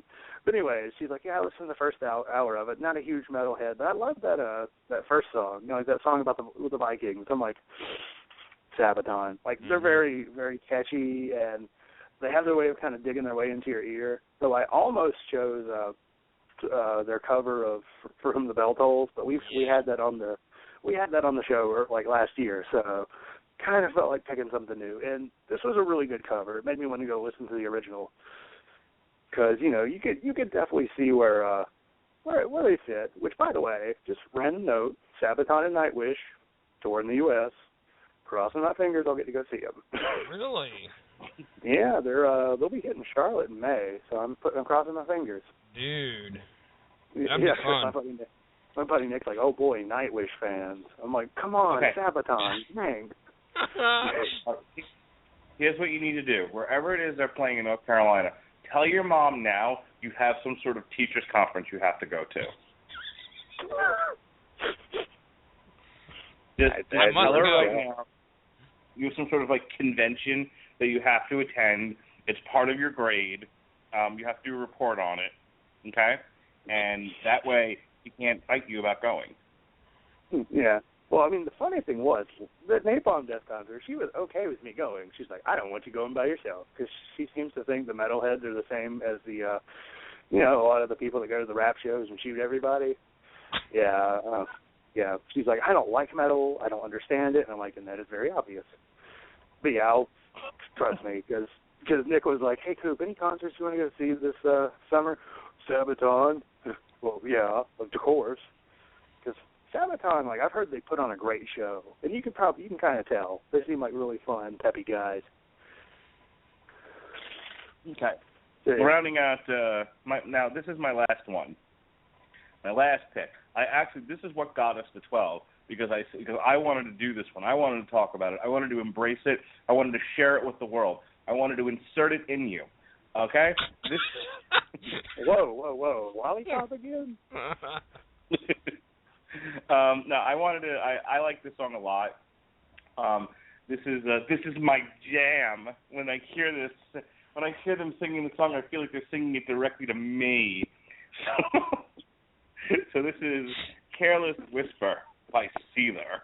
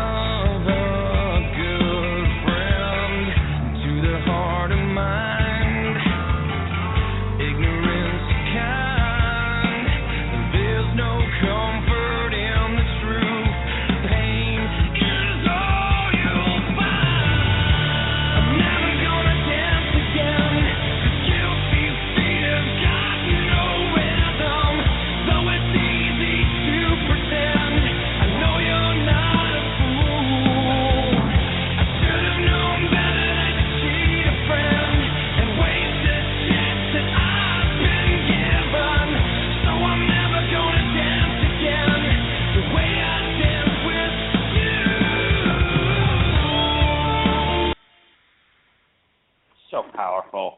It's so true. Guilty feet have got no rhythm. Don't you think? Yeah, sure. You know, I have like sigh of discontent. I liked everything about this except for that opening guitar. You can't beat the saxophone, and it really sounded kind of awkwardly warbly. But otherwise, it was okay. I see Coop with a big thumbs up right now. Actually, yes, I really did. As soon as I said okay, I just gave a big thumbs up. Yeah, I did. So, dude, here. Now, this is a very, very much a departure from the kind of stuff we would normally play on this podcast. We are obviously never going to cover a Seether album. This definitely fits more into the hard rock category. But I like the song. I like the original by George Michael too. So when there was a harder version of the song available to listen to, I gravitated towards it. Much like there's, I think, a Chris Isaak song that was covered by a hard rock band that I really enjoyed too. But that's not what we're talking about right now. But I want to get your now. I mean, Jesse, not everything you listen to is the hardest thing ever. I'm actually curious. Now, you could have reacted very unenthusiastic, but I'd like to hear your thoughts. Well, Seether in my neck of the woods is quite overplayed. I mean, yeah, that's just about really the best way I can describe my unenthusiastic response. It's a good take on the song. I'm not going to take that away from them. I think they did a good job. It's definitely, you still got that. It's nice and slow and it's sad. You get that sad feeling, but that's it's just because I'm listening to Seether or it's because of the lyrics. I don't know, but that's about really the only thing I can say. It's just I'm so tired of Seether. They just aren't my thing. Yeah, I'm kind of on the same boat. Like we've got only 2 rock stations around here. Both of them kind of went to total shit because they're more like alternative at this point. Because there was one that was 100.3, and they at least played occasionally they'd play like a Metallica song. It's like okay, and then they switched with one of the pop stations, like the numbering, and then they turned to like an alternative station. So every time I turned there, I'm like, oh boy, I liked Mumford and Sons the first 10 times. Yeah, so I'm like, I'm gonna stick to listening to NPR because I'm an adult. Yeah. I mean, Seether's okay. Though on a random note, a friend of mine once played the saxophone line to Careless Whisper on his acoustic guitar around the community college campus for 2 hours. Wow. No joke. Straight, like he was do. Like he just went around like the entire campus. I'm just going over my master covers list, and what you could have gotten on today's show was Barracuda by Fergie. I'm just saying, this could have been worse. Wow. Well, I mean, if you thought I was bad during Lil Wayne, I was going to say, Coop would have flipped his shit. Well, no, it could have been worse. Like if he, like some of the ones last time, I was getting kind of spicy, just because some of that's not my jam. Spicy. But I will say, listening to that old podcast, that cover of Pink's "Get This Party Started," that Stretch Armstrong cover, that was awesome. That was cool. Yes, it was. It was, and some of the other ones, I was like, oh fuck. I was just like, kill me. Yeah, I mean, the funny thing was actually, like, I was really excited for this podcast, but I did, like, when we do covers 3, I'm gonna have to go deeper. I have to go even deeper. I'm gonna pull out other random things because actually that was really what I was looking for. I was looking for this band covering a different genre, which is why instead of Blodsrit covering Candlemass of Solitude, which was a really good cover, because they took doom metal and then halfway through sped it up, and it really worked. Instead, I was like, I'm just going to give Rolling Stones because nobody really saw that coming. But otherwise, yeah. But yeah, next time we do a covers podcast, please don't do Fergie's cover of Barracuda. He's going to have it on the list, Coop. Be ready. Oh, he will. He's going to be like, all right, Coop, here's the list. And I'm just going to like go, That's how I was. I'm pissed that I have Framing Hanley still on my computer. I'm like, ugh. I mean, I thought it was a little screamier, but God, it's so bro-tastic. Like, I just wanted to uppercut every person in that video. Like, I wanted to go Brock Lesnar on Frank Mir. Oh goodness. Just hammer fists and uppercuts. Oh, bros. So random little thing. The fun thing about bros are, like, my best friend Nick, he lives like 5 minutes from me, and across from his house is an empty parking lot. And every Friday and Saturday, from spring to like fall, all the bros and their little racers, they all get over there and they race. We call it the Super Darwin 600. We pull out lawn chairs and we watch them the whole time because it's so funny. Super Darwin, that's beautiful. Yeah, the Super Darwin 600. We originally called it the Darwin 500. I'm like, no, it's the Super Darwin 600. Oh, shit. I just want to say, just when you think it can't get any worse. Like, his taste in music can't be this fucking bad, right? You could have gotten Stone Sour covering Wicked Game. Covering what? I'm just saying, Wicked Game by Chris Isaak. Yeah, what, you haven't heard Wicked Game by Chris Isaak? Well, I should go get it for you since you can hear it. No. I immediately skip that track every time. I like that Stone Sour album. Don't get me wrong. I do like that album, but that cover, honestly, immediate skip. No, I don't even listen to that. I can't Chris take Isaak? Mark. Who's Chris Isaak? Who's covering Chris Isaak? Is that what you're asking? Yeah, I can't remember who he is. It's Stone Sour. Oh, yeah, I'm just trying to figure out who Chris Isaak is. Oh, Chris Isaak is the guy that sounds like Elvis. Oh, God. Wait, okay. You don't know who Chris Isaak is? Quick, let me go get the song so you can listen to it. Oh, fuck He's me. got it right there. It's not about let me go get it. He's had it right there the whole time. Every time he's ready to push play.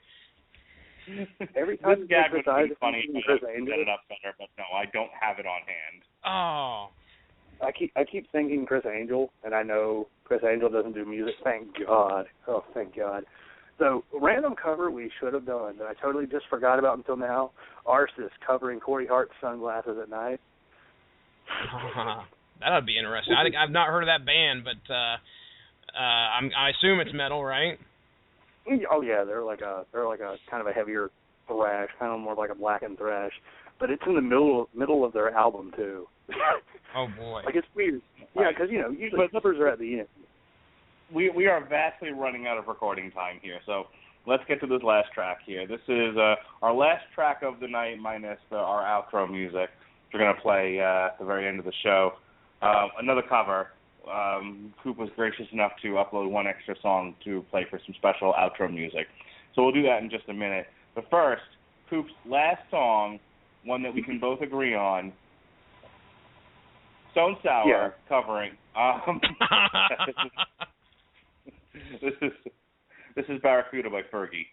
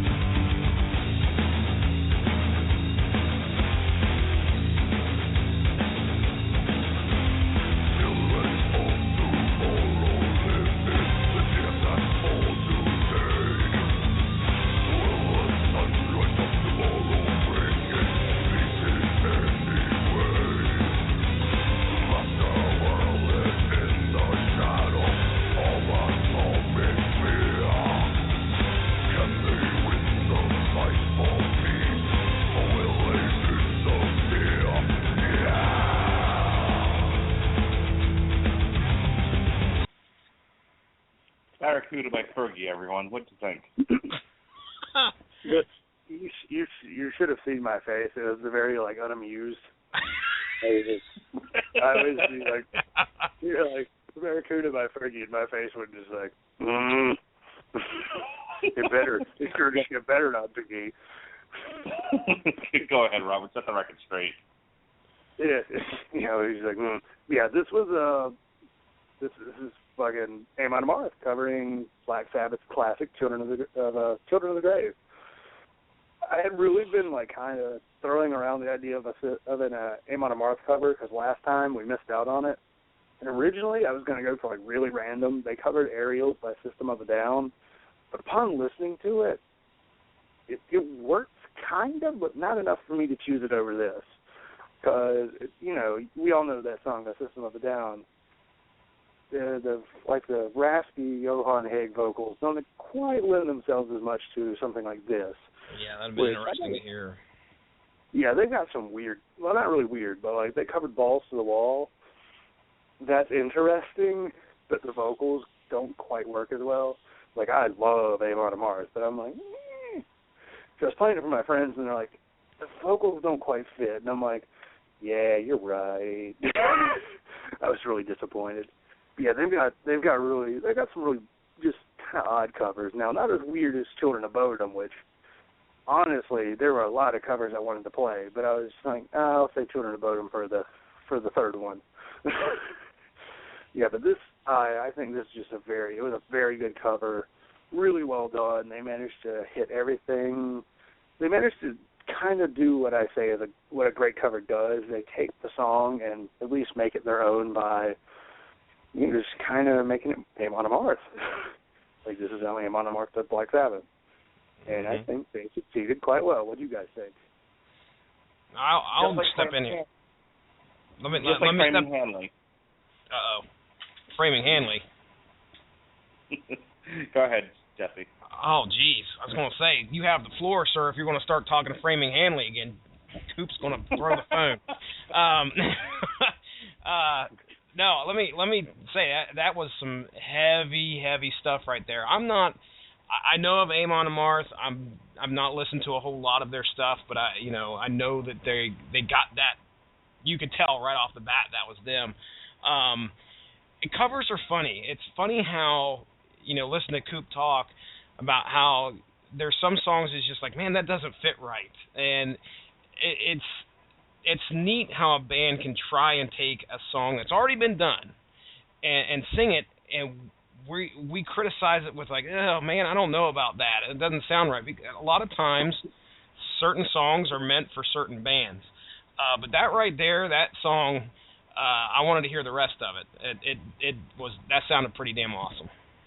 Yeah, it totally is. Yeah, I get what you're saying about that, because like Balls to the Wall, like, it's like the kind of deep vocals, I just don't feel like they kind of mesh as well with the music, even though it's heavier. Like, it's like a heavier tone. I still don't quite think it works as well without something at least Udo-esque. Even though me and friends call Udo Pumbaa, because we saw him, like my friend likes to bring up a live version of Thunderball from like 2009, and Udo's like really fat. He comes out and just like, he sounds like a warthog. And so every time like we see that, we just like, oh, my name is Pumbaa, where are you, Timon?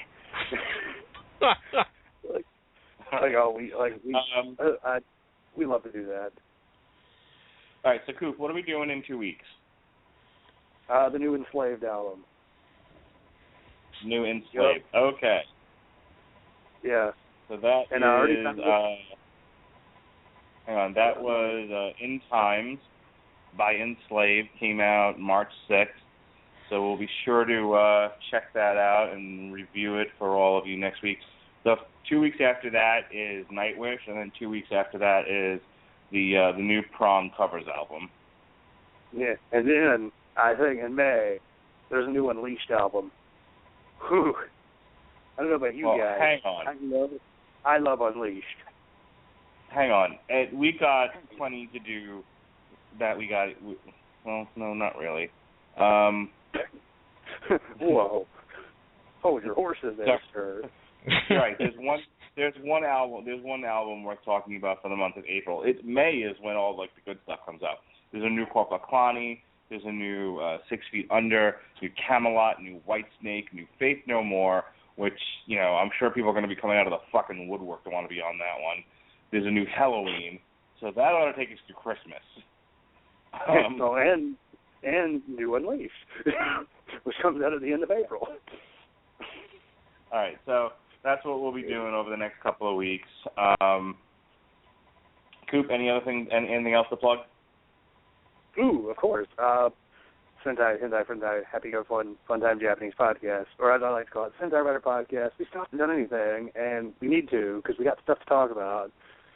It's funny, I was on spring break all week, and what did I do? Instead of going to school at night, I went to work. So it wasn't that different. But at least I get to sleep on like certain mornings, so that's good.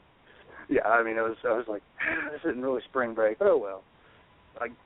I've never been to one of those, you know, how kids go to like fucking the Bahamas. Like the most I've been like away from my house in the past year is Charlotte. It's an hour and a half. So there you go. Jesse. That's okay. Jesse, what do you got going on? I'm rushing because we're running out of time, and I don't want to like get totally cut off here. Okay, all right. Quick plugs here. Source material was this past Monday. Like I said, we did first image number 1 series with Savage Dragon number 1. Me and Ronnie from the Screaming Boy podcast. We talked it up. Eric Larson and Savage Dragon. Also from the Cheap Seats, me and Teasley did an episode there last night. So if you guys get a chance, you're into sports, check it out. We had a good time. Other than that, I think that's about all I have to plug. Are you doing Spawn? Yes, and Benjamin J. Cologne has asked to be on there. Coop, if you want to talk Spawn number 1, you're more than welcome to come on. Okay. All right. As I said, next week's schedule is all set up. We've got a show. Robert Winfrey and I will be reviewing the new live-action Disney remake of Cinderella, which I'll be taking my daughter to, and we'll have her on the show to discuss it at length. We're gonna put her on the hot seat. That's cute. So, but hey, listen, I had her watching NXT last night, and I would ask her, like, okay, do you like the guy with the white pants, the guy with the black pants, the guy with the mask? So here was the scorecard. She likes Enzo Amore. She had nothing to say about the cast, though. But she thought Enzo Amore was a nice boy. He's a bona fide blood and a certified beauty. Oh, that's true. And he's bada bing, bada boom. He's the realest guy in the room, as she will tell you. However, she was not a fan of Carmella. This is where we disagreed. We were both agreed that Enzo Amore is a nice boy, but as opposed to the Lucha Dragons. However, while I am a fan of the princess from Staten Island, Carmella, and I figured that would be enough to win over my daughter. The fact that she's a princess. Nope, she liked the other chick, Callista something or other. Alexa Bliss, she's adorable. Sign me up. Alyssa Bliss, yeah. Which was funny because I think the thing that won Lily over was she assumed that Alyssa Bliss had snow powers. That's true. That's awesome. So she liked Alyssa Bliss because she assumed she had snow powers. She was not a fan of the Princess of Staten Island. My wife's not a fan of Carmella either. I think it's jealousy, personally. But I'm a huge fan. I love me some Carmella. She liked, if I remember correctly, she liked what's his face, the one that took on Hideo Itami. Tyler Breeze. Tyler Breeze. She likes I like Tyler them Breeze. both, but Hideo Itami all the way though. I love Kenta. Well, sure. I disagreed with her on that one as well. Oh, and she likes Alex Riley. She had nothing good to say about C.J. Parker. So, with all of these vast and sundry opinions that she's got, we'll have her on for Cinderella and see what the 4-year-old thinks of it. And then the night after that, Long Road to Ruin, we'll be looking at all 3 Cinderella cartoons. Cinderella, the original 1950s animated classic, and then the 2 direct-to-video sequels. So Assuming Sean doesn't kill himself, it should be a great show. I actually heard the third one was good. The third one is good. The third one, I mean, for direct-to-video sequels, actually got a fun little story to it and is not badly told. The second one, however, has been universally panned. No, yeah, I mean, just like every Disney 2 that's not Return of Jafar. I mean, Hunchback of Notre Dame 2. Or Milan. So that's what we got going on here. And for those of you who didn't get your fix of me talking about wrestling and how much Vince McMahon has autism, we will be back next week on thecasualheroes.net. So I really do need to join into the Old Man podcast, don't I? Sure. We've got so that's that, and we've got Enslaved in 2 weeks in time to review. So I want to thank Jesse Starcher for coming in and once again hanging out with me while Robert Cooper got off the truck. It was very much appreciated, sir. We always love having you on. You're a great addition to the show.